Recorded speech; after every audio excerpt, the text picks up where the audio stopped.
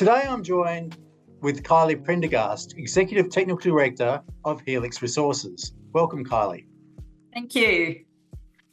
Helix is focused on copper discoveries in the Cobar region in New South Wales. For viewers, new to the Helix story, can you tell us a little about what excites you about copper in this region?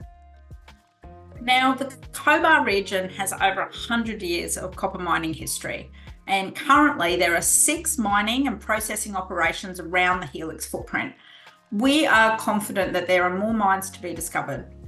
We have 3,000 kilometres of tenure, and there are significant advanced projects where we are drilling, and we also have the recently upgraded Cambalego mineral resource, which has 32,000 tonnes of copper metal.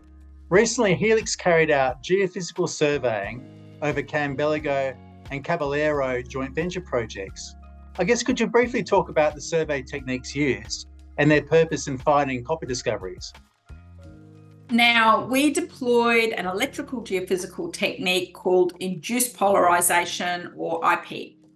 In February, we reported the results of a pole-dipole IP survey, which looked down about 400 metres and beautifully delineated the Cambalego mineral resource, but significantly, it identified 2 brand new geophysical anomalies adjacent to the Cambalego copper resource. These anomalies are interpreted to be sulfide bodies, and we will drill test them in May to confirm. Now, one of the anomalies is almost the same size as the geophysical anomaly over the Cambalego resource. Now, in March, we followed up with a fast IP technique over the surface to cover a much broader area, and we identified further geophysical anomalies that are coincident with copper at surface. One of these occurs at Cambalego, it's 1.2 kilometres long, and one at Caballero, it is 2.4 kilometres long. Now, we think these are key mineralised structures, so the next step is to do pole-dipole IP, which is looking down 400 metres for those potential sulfide bodies. What do the survey results really mean for Helix and your exploration strategy going forward? Helix is pushing forward on multiple fronts. So firstly, let's talk about growing our existing copper resource. So these new results are very exciting for us. We're focused on the question of how much copper can we find in that 10 kilometre zone from Cambalego, Caballero down to Bijou.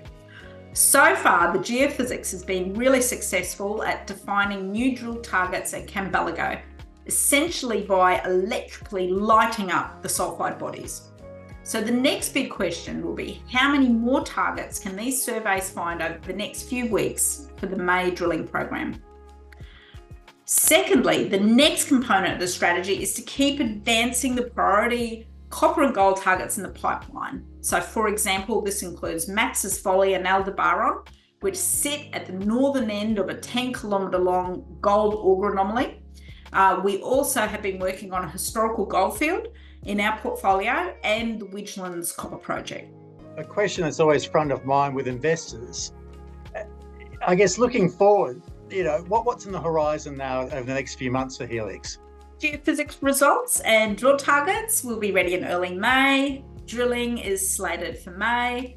But I'm expecting excitement from other areas as well. So we'll be able to report on several gold targets and the results from the Widgelands copper project. Exciting times with priority targets scheduled to be drilled in May. Helix really is a stock to watch. Kylie, I really appreciate your time today. Thank you.